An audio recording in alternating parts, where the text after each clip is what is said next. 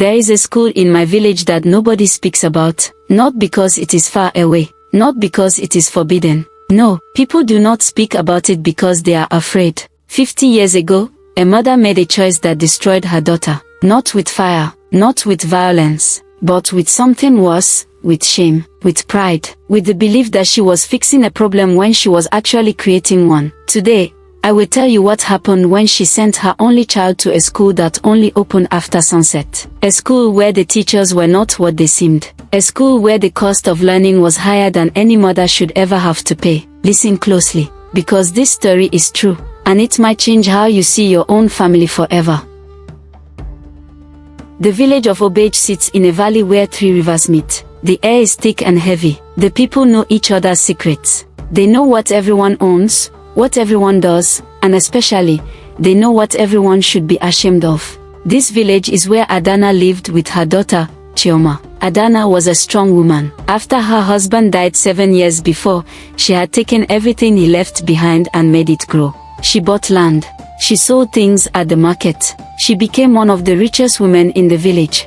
But money is not everything. What Adanna wanted most was respect. She wanted people to look at her and see a good woman, a proper woman, a woman who had raised her daughter the right way. Chioma was 16 years old. She was beautiful, smart and kind.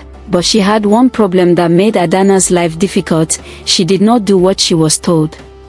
When Adanna said, "Sit still," Chioma asked why. When Adanna said, "Wear this dress," Chioma said, "I would rather wear that one." When the village elder said, "Young girls should be quiet," Chioma laughed and told stories that made everyone smile. But the real problem started when Chioma fell in love. His name was Ikechukwu, and he was the son of a farmer. His hands were rough from work. His clothes were simple. He had no money. He had no important family. He was everything that Adanna did not want for her daughter. The village saw them together at the market. They saw Chioma's eyes follow him. They saw the way she smiled when he spoke. And then they began to whisper. The whispers were quiet at first. Just small comments. "Oh, did you see the merchant's daughter with that farmer's son? Such a waste of a beautiful girl. The mother must not be teaching her properly." But whispers grow bigger over time, like a fire that starts small and eats everything around it. Adanna began to feel shame every time she walked through the market. Women who had been her friends started to avoid her. When she tried to join conversations, people's voices became cold and polite. She could feel their eyes on her, judging her, blaming her. One night, Adanna found love letters hidden in Chioma's room. The letters were simple and sweet. They spoke of dreams and of a future together.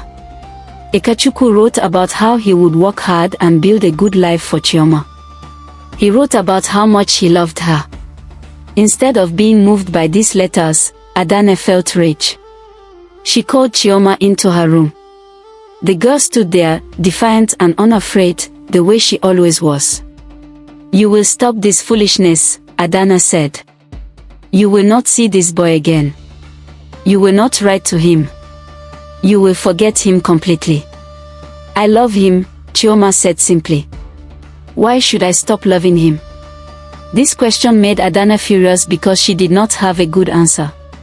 She could not say, "Because he is poor," without sounding like a cruel woman. She could not say, "Because I am ashamed," without admitting the truth that she had been keeping hidden. So instead, she said, "Because I am your mother and you will obey me." But even as she said these words, Adanna knew that they were not enough. Chioma had tasted freedom and choice, and she would not simply accept being told what to do. Something would have to change. And if Chioma would not change on her own, then Adanna would have to make her change. That is when Adanna heard about the school. She heard about it from women who spoke in low voices at the market. They spoke about a place where difficult girls were sent. Girls who did not obey. Girls who asked questions. Girls who loved the wrong people. The school was special, they said. The school could transform any girl into exactly what her mother wanted her to be. When Adanna asked where the school was located, the woman became vague. It is far away, they said. In the forest. You cannot give exact directions. When she asked what the school cost, they named a price that was large but not impossible. When she asked for proof that it worked, they named other women, from other villages, whose daughters had been sent there and had come back changed. Adanna should have been suspicious. A mother should have asked more questions. But Adanna did not want to ask questions. She wanted to believe that this school could fix her problem. So she made it her belief. She found the woman who ran the school. Her name was Madam Ekpoa. They met in a place between the village and the forest. Madam Ekpoa was not young and not old. She was beautiful and sad at the same time.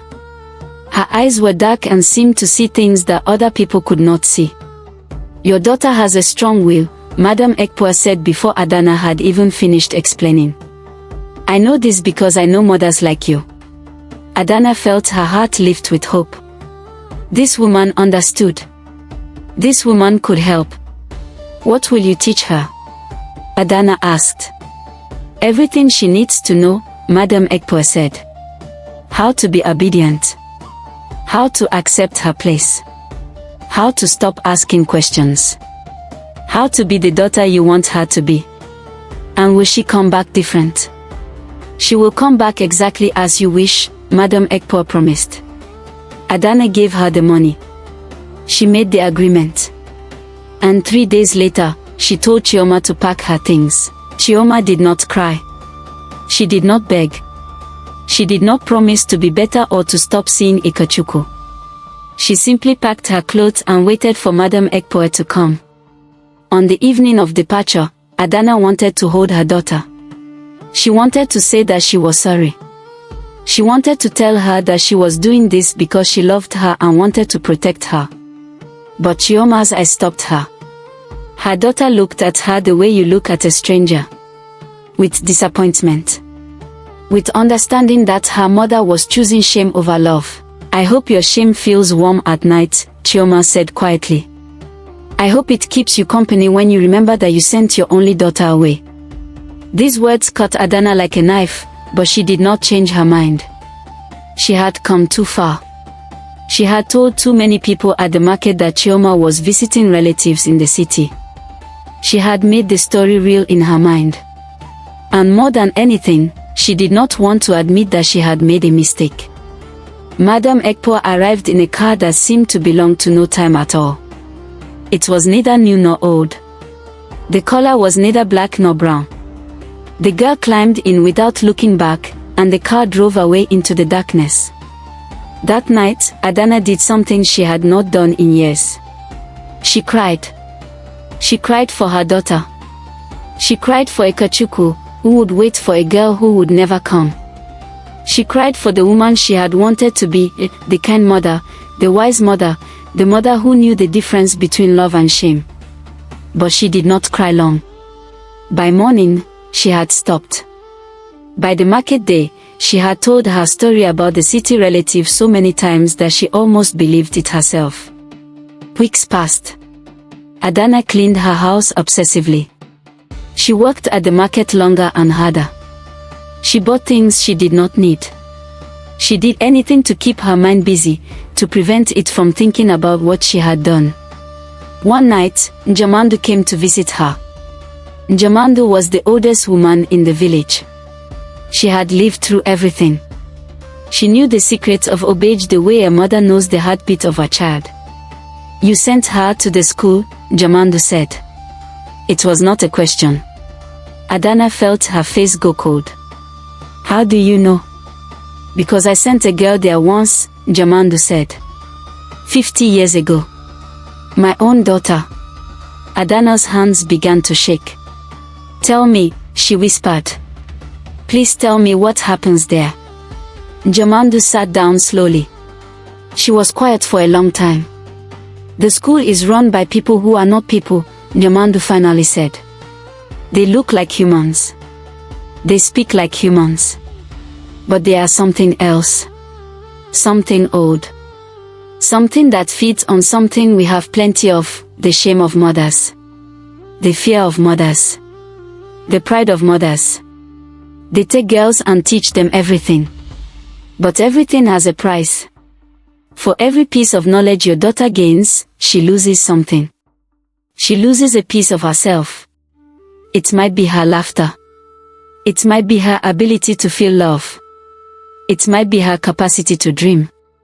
You do not know until she comes home what part of her is missing. Adanna felt the room spin around her. Can it be fixed? She asked. Can she get it back? No, Njamandu said. Once it is traded away, it is gone forever. The price is final. Adanna wanted to run to the forest. She wanted to demand that Madam Ekpoe give her daughter back. But Njamandu stopped her.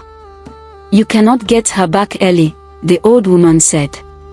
That is part of the agreement. She will finish her education. You will have to wait and see what remains when she returns. So Adanna waited. The waiting was worse than any punishment. Every day, she imagined what part of Chioma might be missing. Every night, she dreamed of her daughter. Some dreams were good, Chioma was laughing and happy. But most dreams were bad.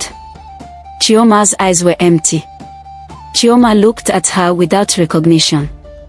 Chioma was a beautiful doll, but the girl inside the doll was gone. Months passed. Spring became summer. Summer became autumn. Then, on the day that marked 6 months from Chioma's departure, a car appeared at the boundary stones of the village at sunrise. It was the same car that had taken her daughter away. Adanna was waiting outside her house when the car stopped. She had not slept all night. She had not eaten in 2 days. She looked like a woman who had been slowly fading away. The car door opened. Chioma stepped out. At first, she looked the same. Same height. Same beautiful dark skin. Same face that Adanna knew like her own face. But then Adanna looked into her daughter's eyes, and she understood what Njamandu had meant. Her daughter was smiling. But the smile did not come from joy. It came from nothing. It was the smile a doll might have if you carved the smile into its face. Pretty. Correct. Completely empty. Hello, mother, Chioma said. Her voice was perfect. Educated. Cold. Adanna tried to embrace her, but Chioma stepped back politely. That is not necessary, she said. Madam Ekpoe stepped out of the car. She was still beautiful and sad. Your daughter has completed her education, Madam Ekpoe said. She will be obedient now. She will never question you. She will never fall in love with inappropriate people. She will be exactly what you wanted. What did you take from her? Adanna whispered. The capacity for joy, Madam Ekpoe said simply. Not sadness. She can feel sadness if it is logical. Not anger. She can feel anger if it serves a purpose. But the spark, the thing that makes a person want to laugh and dance and love without reason, that is gone. She will live a long life. She will be successful.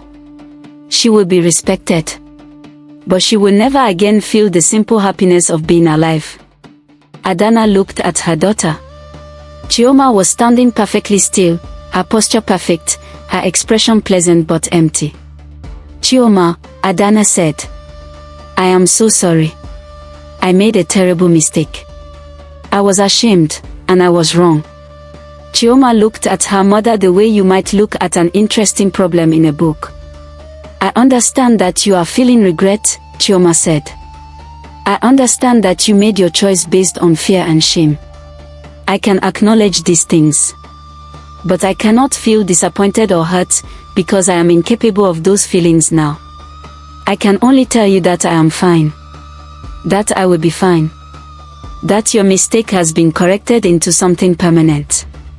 These words, said so perfectly and so coldly, broke Adanna's heart more than any anger or sadness could have done. Madam Ekpoe returned to her car and drove away. She faded into the distance like a dream that you cannot quite remember when you wake up. Chioma walked into her house with her perfect posture and her perfect empty smile. Over the months that followed, the village watched what happened to Chioma. She was brilliant. She read every book. She learned languages. She moved through the world with perfect grace and perfect emptiness. When Ikechukwu tried to speak to her at the market, she looked at him with polite indifference. She did not remember that she had loved him. She did not remember that she had written love letters. She simply did not care. Not because she was angry, but because she was not capable of caring about anything anymore. He walked away with a broken heart. But Chioma walked back to her mother's house and prepared dinner with mechanical precision. Adanna tried to reach the girl who had been her daughter. She would sit with her and try to have conversations. But there was no one home inside Chioma. There was a person there. A beautiful, intelligent, capable person. But not a daughter. Not a girl. Not anything that could truly be called human anymore. Years passed. Chioma grew into a woman. She married a successful man from another village because it was logical and practical. She had children because that is what a woman in her position was supposed to do. But she was not a warm mother. She was a correct mother. She provided everything but love. And Adanna became a different kind of woman. She stopped caring about the village's respect. She stopped caring about what people whispered about her. She became known as the woman who had destroyed her own daughter in the name of protecting her reputation. In her last years, Adanna would go to the market and stop young mothers and tell them her story. "Do not do what I did," she would say. "Do not try to fix what is not broken. Do not trade your child's happiness for your own comfort. Because the price is too high. The price is too high." Some women listened. Some did not. But everyone remembered the story.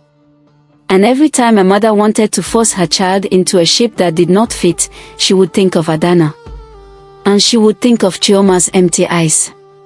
And sometimes, that would be enough to make her stop. This story teaches us something that is hard to hear but important to understand. Sometimes, the things we do to protect our children are actually ways of protecting ourselves. Adanna told herself that she was sending Chioma away for the girl's own good. But that was not true. She was sending her daughter away because she could not handle the shame of having a daughter who did not obey, a daughter who asked questions, a daughter who loved the wrong person. In modern days, we do this too. We push our children into careers they do not want. We force them to hide parts of themselves that make us uncomfortable. We punish them for being different. We call it parenting. We call it discipline. We call it our love. But sometimes it is just fear. It is our fear that our children will embarrass us. It is our fear that we did not raise them right. It is our fear that they will not fit into the shape that society has told us they should fit into. And when we act on this fear, we take something from them that they can never get back. We might not take their joy like Madam Ekpoa did. But we take their trust. We take their openness. We take their belief that they are loved for who they are, not for what they do. The question this story asks is, what are you willing to sacrifice for comfort? For respect? For the approval of people who do not truly love you? And the answer that keeps us safe is, nothing. We should sacrifice nothing. Because our children are more important than any of those things. I want you to think about something after you watch this video. Think about the mothers and fathers in your own life. Think about yourself, if you are a parent. Think about the pressure we all feel to be a certain way, to make our children a certain way. And then think about Chioma. Think about her empty eyes. Think about the fact that she lived a long, successful, empty life because her mother chose shame over love. Now, I want you to do something. I want you to find someone you love, a child, a young person, anyone. And I want you to tell them, I accept you exactly as you are. I do not need you to change. I do not need you to be different. Your strange questions are okay. Your different dreams are okay. The person you love is okay. The way you want to live your life is okay. Do not wait until it is too late. Do not wait until they come back from some kind of school with empty eyes. Tell them now. Tell them today. If you felt something watching this story, if it made you cry or made you angry or made you think about your own life differently, please tell me in the comments. Share your story. Share your truth. Because we heal by speaking. We grow by listening to each other. And if you want to watch more stories like this, stories from African villages that teach us how to be better people, please subscribe. Ring the bell. Let this channel be your reminder that love is more powerful than shame. That acceptance is more powerful than control. That a child who feels truly loved is worth more than 100 children who are simply obedient. Thank you for listening. Thank you for staying until the end.